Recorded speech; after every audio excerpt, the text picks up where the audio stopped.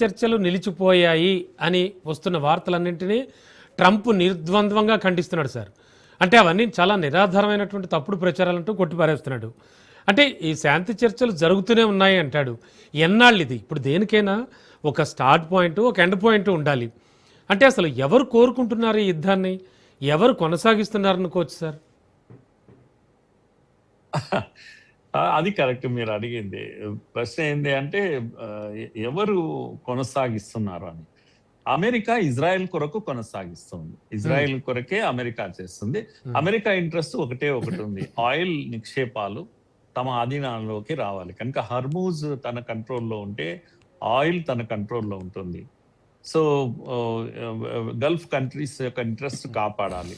ఎందుకంటే వాళ్ళు కాంట్రాక్ట్ తీసుకున్నారు ఓ రకంగా గల్ఫ్ కంట్రీస్ తో. ఇరాన్ దెబ్బతీసి గల్ఫ్ కంట్రీస్ అన్నిటినీ కాపాడాలి.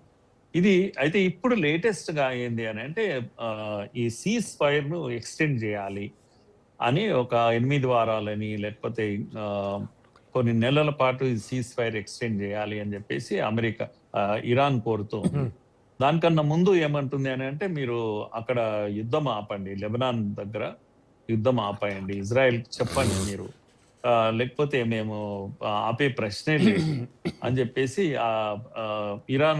ఇరాన్ కూడా బాగా దోబుచ్చులాడుతూ ఉంది. తన కండిషన్స్ అన్నిటిని కూడా ఇచ్చేయడానికి చూస్తా ఉంది. మీరు అమెరికా యొక్క ఈ మధ్యలోనే దాడులు జరుగుతూనే ఉన్నాయి. అమెరికా కూడా అటాక్ చేస్తుంది, ఇరాన్ కూడా అటాక్ చేస్తుంది.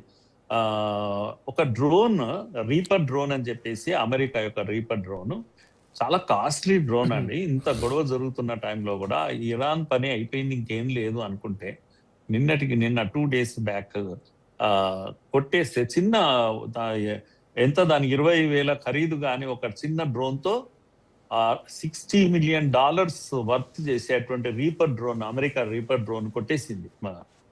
అంతే. ఎంత దెబ్బతిన్నది అంటే అమెరికా అదిరిపోయింది ఒక దెబ్బకు. ఏం చేస్తుంది ఇరాన్ అని చెప్పేసి తేరుకోక ముందే వెళ్ళిపోయింది, ఒక రీపర్ డ్రోన్ వెళ్ళిపోయింది. చాలా కాస్ట్లీది అది. అలా మనకు అంటే ఏమంటారు, దొంగ దెబ్బది ఇస్తా ఉంది. దాంతోనే కదా బందర్ అబ్బాస్ దాని మీద ఇదేంది అమెరికా దాన్ని దాడి చేయడము ఇవన్నీ కూడా జరిగిపోయినాయి. మళ్ళా యుద్ధం మొదలైంది అనేది ప్రపంచమంతా వార్తలు వచ్చాయి. కనుక ఇది అమెరికాను కూడా ఒక రకంగా ఆశ్చర్యానికి గురి చేస్తుంది. కువైట్ దగ్గర అమెరికా బేస్ పైన దాడి చేసింది ఏది ఇరాన్. అందులో అమెరికన్ సోల్జర్స్ 6 మంది చనిపోయారు. ఇవన్నీ ఏంటండి, ఏం జరుగుతా ఉంది అసలు?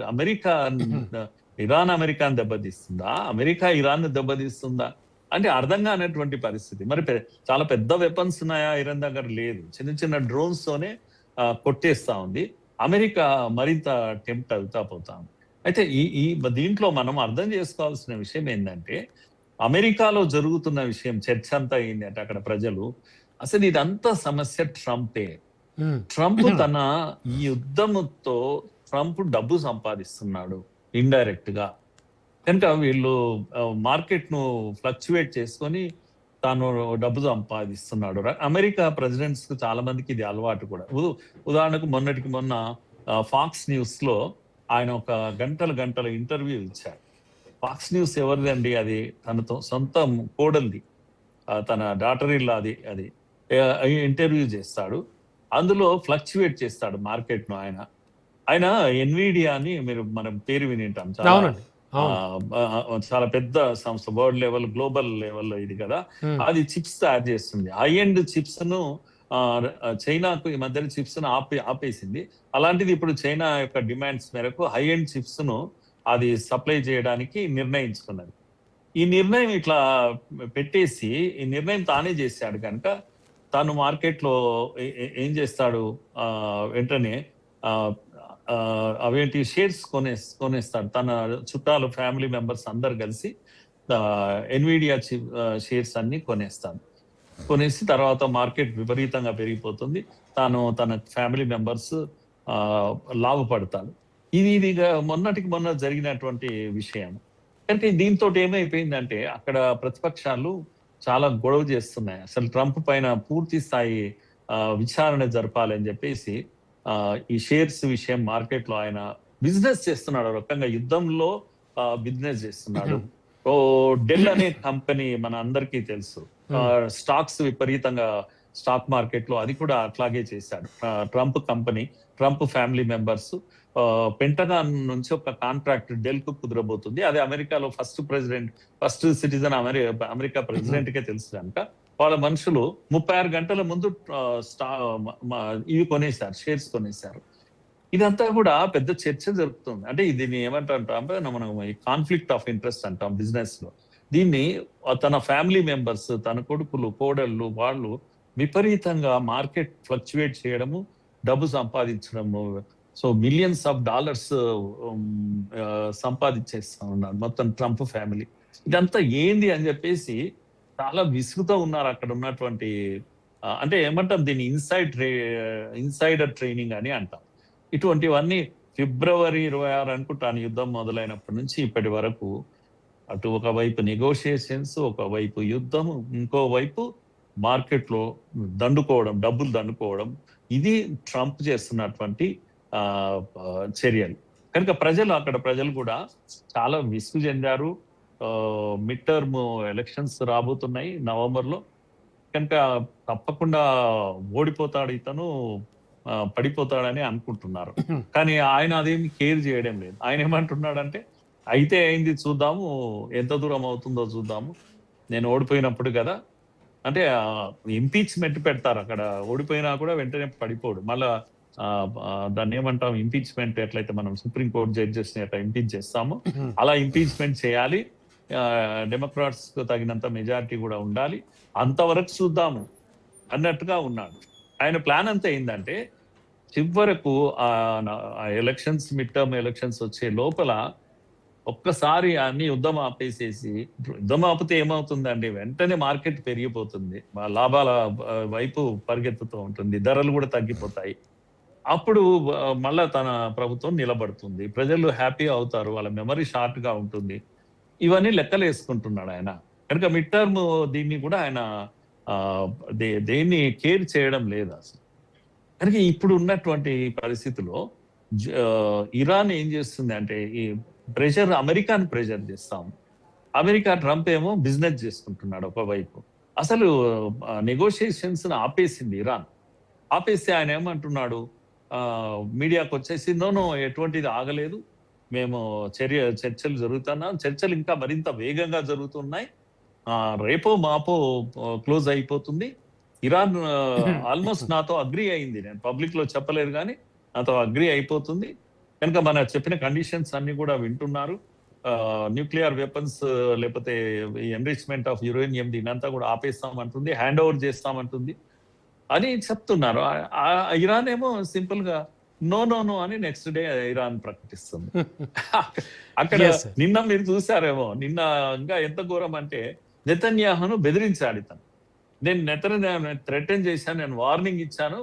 ఆయన ఏమనుకుంటున్నాడు, నేను ఇక్కడ టాక్స్ నడుపుతుంటే మీరు వెళ్ళి యుద్ధం చేస్తారా, ఏమనుకుంటున్నా, అసలు మీ కొర కదా మేము యుద్ధం దిగింది, నేను ఎంత నాకు నష్టం వచ్చింది, ప్రజలందరూ ఏమనుకుంటున్నారు, యుద్ధం చేసి మేము నష్టం చేస్తామని అనుకుంటున్నారు, మాకేం ఇంట్రెస్ట్ దీంట్లో, మీ కొరకు యుద్ధంలో దిగా, మీరు ఆపేసేయండి వెంటనే అని నేను వార్న్ చేశాను. నెతన్యాహు ఒప్పుకున్నాడు.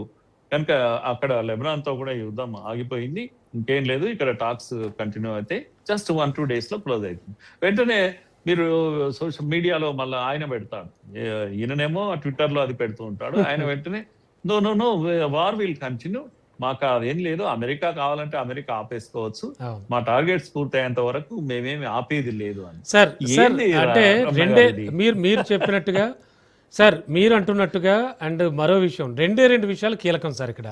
అణ్వాయుధ తయారీ వద్దు, అవన్నీ మాకు అప్పగించాలి అనేది ఒకటైతే, తర్వాత ఆయిల్ బావులకు సంబంధించి కూడా, ఆయిల్ వెల్స్కి సంబంధించి ఆయిల్ దాని మీద పెత్తనం చెలాయించాలని, ఇవి రెండు టార్గెట్గా ట్రంప్ చేయిస్తున్నాడు, అది అందరికీ తెలిసిన విషయం.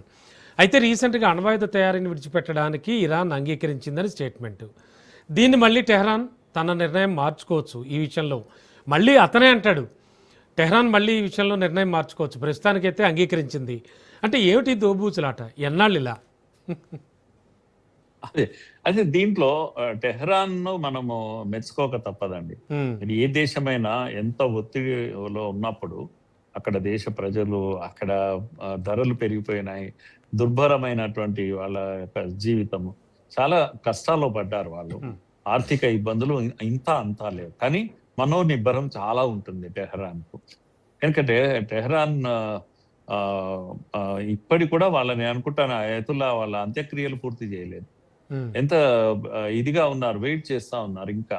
ఇప్పుడు ఆయన ఏమంటున్నాడు అంటే తన గోల్ పూర్తయ్యేంత వరకు ఒప్పుకోడండి. నేను ఇంతకుముందు చెప్పినట్టుగా హిజ్బుల్లాను పూర్తిగా కాపాడుకుంటాడు. కంప్లీట్ గా కాపాడుకునేంత వరకు ఇరాన్ ఊరికే అయితే కూర్చోదు. Yes. తర్వాత యురేనియం దీన్ని మాత్రం ఆయన అంత ఈజీగా అప్పచెప్పాడు. కానీ చివరకు అప్పచెప్తారు. ఈ యురేనియం వదులుకుంటారు, వాళ్ళకి తప్పదు. ఎందుకంటే అది కనుక గట్టిగా పట్టుకుంటే అమెరికా వదిలేటట్టుగా లేదు కనుక దాన్ని వదులుకుంటారు. కానీ ఇమ్మీడియట్ గా మాత్రం కాదు. తమ టార్గెట్స్ అన్ని పూర్తి కావాలి. అందుకే ఏం చేస్తున్నాడు, ఒకసారి టాక్స్ కూర్చుంటున్నాడు, ఇంకోసారి టాక్స్ రద్దు చేసుకుంటున్నారు. సీజ్ ఫైర్ కూడా రద్దు చేస్తున్నారు. అమెరికా ఏమో సీజ్ ఫైర్ రద్దు చేస్తుంది, అటాక్ చేస్తుంది, మళ్ళీ సీజ్ ఫైర్ అని అంటుంది. ఆ విధంగా మీరు ఫిబ్రవరి 28 మొదలైంది ఇప్పటి వరకు ఈ 3 నెలల కాలంలో సీజ్ ఫైర్ ఎంత కాలం ఉన్నదో అర్థం కావడం లేదు. టాక్స్ ఎన్ని రోజులు నడిచింది కూడా అర్థం కావడం లేదు మనకు. టాక్స్ ఒకసారి జరుగుతాయి, కాసేపు సీజ్ ఫైర్ ఉంటుంది, టాక్స్ జరుగుతాయి, టాక్స్ ఆగిపోతాయి. ఇలాంటి దాడులు జరుగుతూనే ఉంటాయి. దాడులు జరుగుతూనే. అందుకే సీజ్ Yes. ఫైర్ అయిపోయిందంటే అర్థం ఏంటంటే అంతే. దాడులు జరుగుతూనే ఉన్నాయి. Yes. కనుక హర్మోజ్ జలసంధిలో ఇప్పటికి కూడా ఇరాన్ తన కంట్రోల్ ఏమీ తప్పలేదు. America Yes, sir. ఆపుతుందని మనం అంతా అనుకుంటున్నాం. కానీ నాన్ ఇరాన్ షిప్స్ ను ఒక్కటి కూడా అక్కడ కదలనివ్వడం లేదు. తన షిప్స్ మాత్రమే కదులుతున్నాయి. దాన్ని అమెరికా అడ్డుకుంటుంది. కనుక కంప్లీట్ 20% ఆఫ్ గ్లోబల్ ఆయిల్ ఏదైతే ఉందో అక్కడ ఆగిపోయింది ఇప్పటికి కూడా. అందుకే Yes. వరల్డ్ వైడ్ గా ఈ సమస్యలన్నీ మనకు కనిపిస్తున్నాయండి. ఇంతట్లో అవుతుందా? అవుతేనేమో మన అదృష్టం. నిజంగా అంతకన్నా గొప్ప ఇది లేదు. ఏది సీజ్ ఫైర్ జరిగితే మాత్రం. Yes. కానీ జరుగుతుందా అనేది అన్ని డౌట్స్ మిగిలిపోయినాయి. క్వశ్చన్ మార్క్ Definitely, అలాగే sir. ఉంది మన Definitely. పైన. చూద్దాం సార్, యుద్ధానికి మరికొద్ది రోజుల్లో 100 రోజులు కూడా దాటేటువంటి అవకాశం ఉంది. ఈ లోపలనో ముగుస్తుందో లేదో అన్నది చూడాలి. Thank you sir, thank you so much. So ఇది ఇవాల్టి స్పెషల్ డిబేట్. చూస్తూనే ఉండండి రాజ్ న్యూస్.